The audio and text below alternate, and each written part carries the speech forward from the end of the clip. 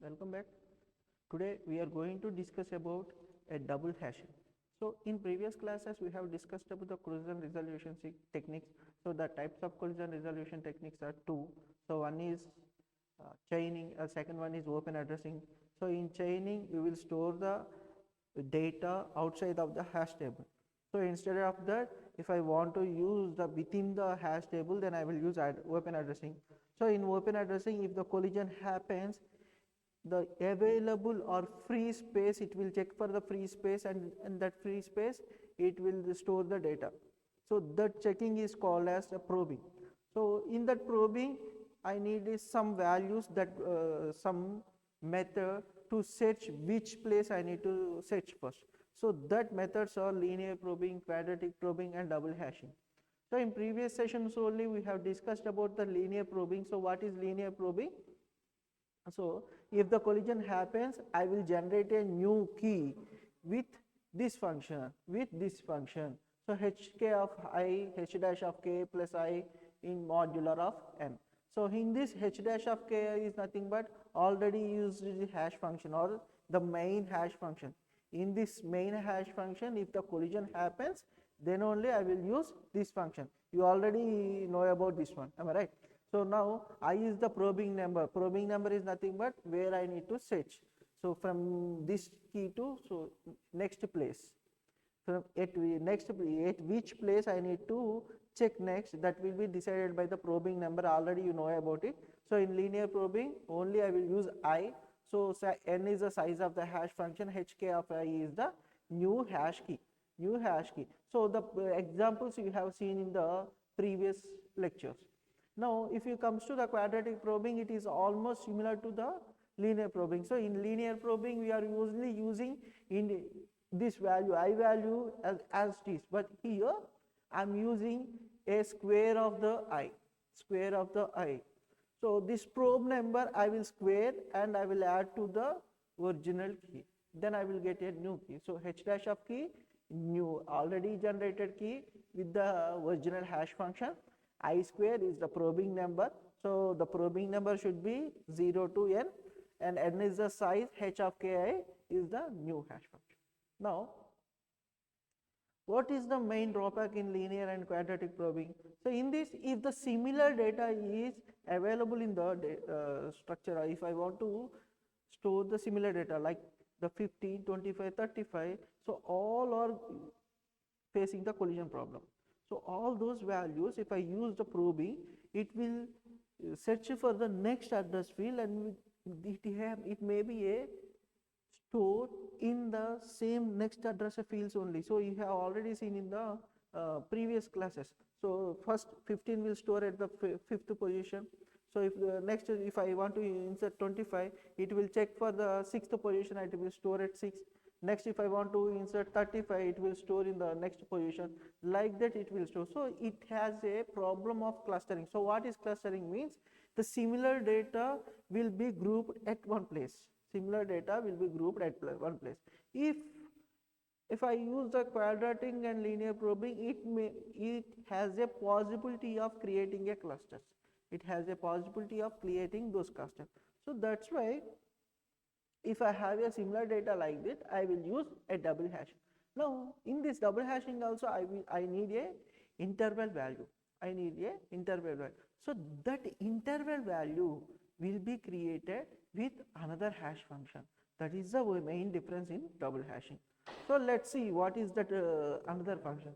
See, hk of I equals to h1 of k plus I into h2 of k mod n. So h1 of k is nothing but my original function, and h2 of k is the new function which can produce my probing value. Okay, so already you know this I is the probing value, am I right? But instead of only using I, so if I use only I, here what is happening? I am going to create a clusters. So instead of using only I will use the second function, this second generating function I will use. So my interval value is h2 into I. Okay, let's discuss how we are going to store the value. So if this is my hash function h1 hk of I equals to h1 of k, plus I into h2 of k and modular of n. If it is my hash function, now my primary hash function is h1 of k equals to k percentile 10. If I have faced any problems in this function, then only I will use the secondary function, that is h2 or h2k equals to k percentile 8. Am I right? Okay. Now my hash table is, it contains 7 values. So I equals to 1, initially I am taking my interval value as 1 and n equals to 7, which is the size of the hash table. Now let's go to insertion of a values by using this hash function. Now let's see, I want to insert a value 95. If I want to insert a value 95. If I want to insert 95, you know the drill. If I put a 95 value, it produces value as 5. Okay. Now, so if I want to insert 5, so let's check if 5 is already available. So you can directly store the 5 value in the hash table.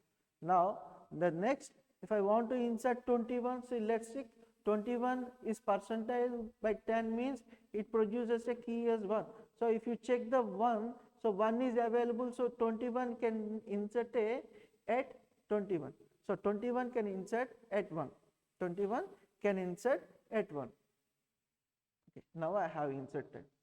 Next, if I want to insert a value 41, then what will happen? See, 41 regularly, if you use the percentile 10, it will store at 1 only. So at 1 we have a problem of collision. Am I right? At 1 we have a problem of collision. Now I have to generate a new key. That new key will be generated. First I need to find a interval value. That interval value will be created with the help of secondary hash function. The secondary hash function is k percentile 8. Now if I use k percentile 8, then what will happen? So it produces a value as 1. So 8 5s are 40. So if I delete 40, it produces a value as 1. Now if you see, if you substitute these values in the main hash function, so main hash function is h1 of k plus I into h2 of k. So h1 of k equals to, already we have produced 1, and h2 of 41 is also 1.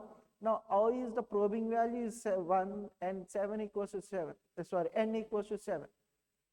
So if I substitute the values like this, now values are, so 1 plus 1 into 1 modular of 7. So 1 plus 1 into 1 means 1.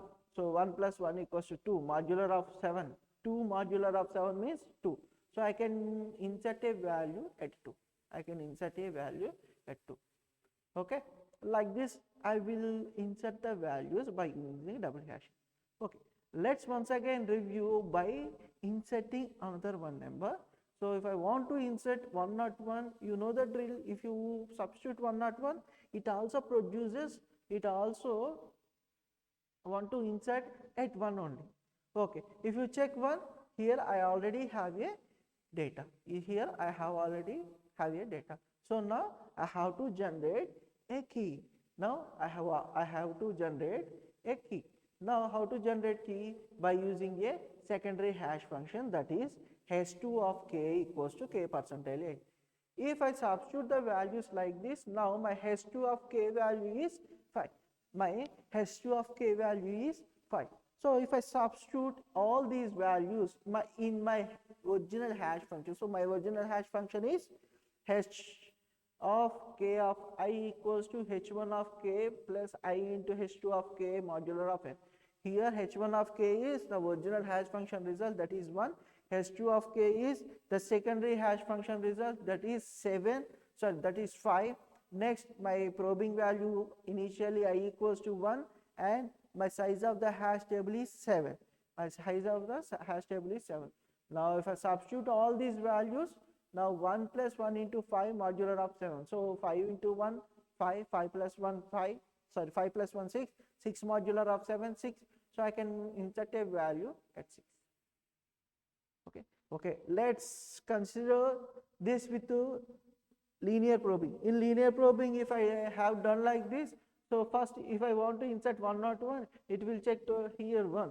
Okay, 1 is not available, then it will go for the second, then it will go for the third.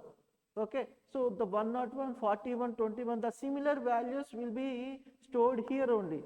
So it is creating a cluster. So it is creating a cluster.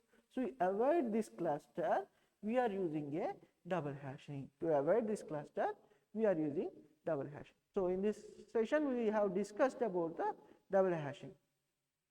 Okay. In next lecture, we will discuss about the rehashing. So if I have a problems in this, if I have any problems, again if I have any problems by using the open addressing, then it will be solved by the rehashing. Okay, how it is going to solve, we will discuss in next class.